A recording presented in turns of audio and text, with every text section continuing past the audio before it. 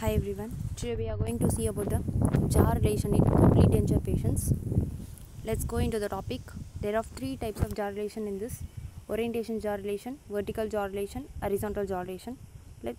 Today we are going to discuss only about the orientation jaw relation. It is otherwise referred as face bow. Let's go into the orientation jaw relation.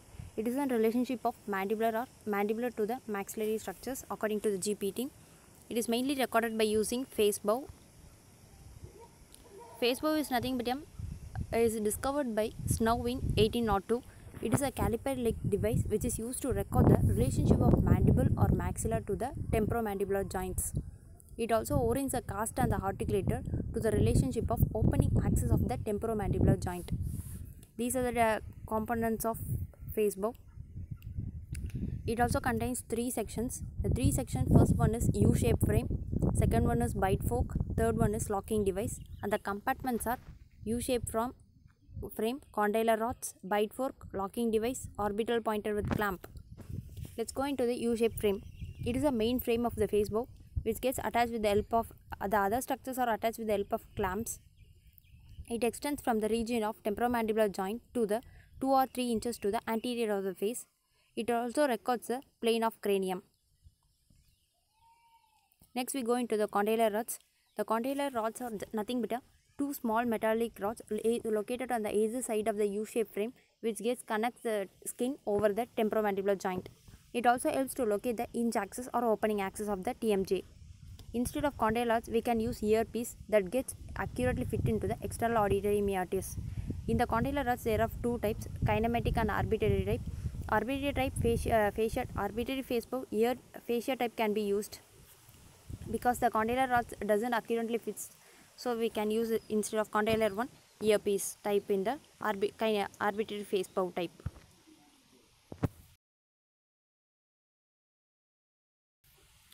Next one is bite fork. It is a U-shaped plate which gets attached to the rim while recording the orientation jaw relation. It also attached to the frame with the help of rod that is referred as stem.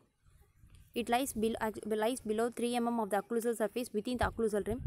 Here, bite fork impression compound can also be attached to preserve the occlusal rim.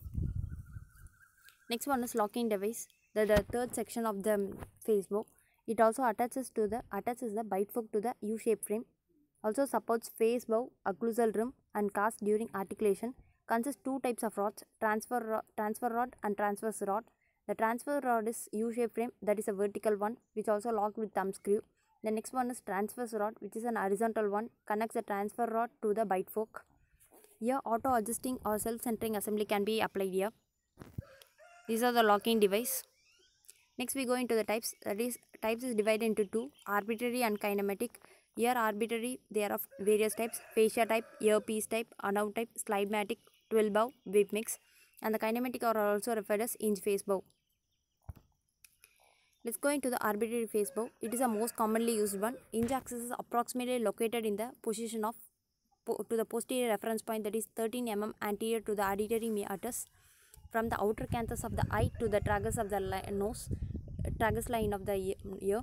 It is also referred as canthotragal line. It also locates the rod within the 5 mm to the hinge axis of jaws.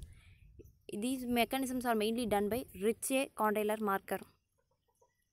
Next, we go into the fascia type. Here, same as 13 mm anterior to the external auditory meatus, and also a posterior reference point is mainly positioned here. Next one is earpiece type. Posterior point is external auditory meatus, and the anterior one is orbital A. Next, the third one is anow type. The anow type is also referred as spring face bow. It is mostly commonly used one. Here, arbitrary earpiece, fascia type, and kinematic can be available. The next one is slidematic or Denner face bow. It is an electronic device which reduces the intercondylar distance. It also requires specific articulators. Posterior and anterior reference points can be made. It also looks like whip mix face bow. Denner reference plane locator is used in the slidematic type. It is also 43 mm anterior or short to the reference point.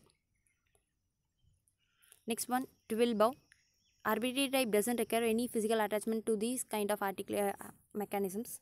It is not commonly used. It also relates the maxillary structure to the Frankfurt horizontal plane. Easy to manipulate. Next one is whip mix. It is built in hinge axis locator. It also locates the hinge axis when earpiece is placed in the external auditory meatus. Determines mainly the anterior reference point. Next one, kinematic, or also referred as hinge face bow. It is used for fabrication of FPD or full mouth rehabilitation. It is not used commonly in CD fabrication. It orients the cast in the terminal hinge axis. Stimulates the movements of joint made at the terminal hinge position. Next, we go into the recording orientation jaw relation using arbitrary face bow. The patient is asked to sit in upright and comfortable position. Next, the point is marked 13 mm in front of the anterior line, running from the canthus of the outer canthus of the height to the tragus line. Markings are made on the occlusal rim. Anterior teeth selection are done in the maxillary occlusal rim. A notch denotes the position of the face bow.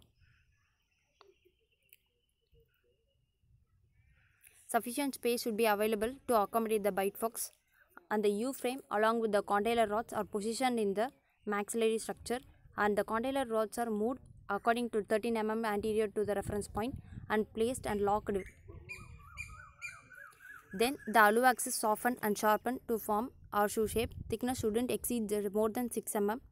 A thin layer of petroleum jelly is applied on the maxillary occlusal rim for the ease of separation of maxillary and mandibular structure. Occlusal rim are inserted into the patient mouth. Bitefork with wax is inserted. Always the midline of the bitefork should coincide with the midline of the maxillary occlusal rim. The stem of the bitefork is parallel to the sagittal plane. Infraorbital notch is pointed and marked, and the entire face bow with the occlusal rim is removed and placed in the articulator. Next one, recording the orientation jaw relation using the kinematic face bow. Here we mainly fabrication of clutches involved here. It is also a device which relates the face bow to the mandibular residual alveolar ridge. It is just clutch is just an occlusal rim made with the impression compound with the bitefork gets attached into it. It also resembles cap splint in the dentulous patient. First, it also fabricated and casted in aluminum. It requires a base occlusal rim and bitefork is attached to it. On the outer surface of the condylar rod, it is always parallel to the sagittal plane. The clutch with the stem is placed. Hinge blow is also attached. Condylar rods located 13 mm anterior to the external auditory meatus. Eccentric movements can be made either rotational or translational. Rods will move according to the movement of condyle. If the patient mouths open widely, that is 12 mm to 15 mm, then the rods move transversely, then locked in the position and the face bow is removed. Thank you for listening.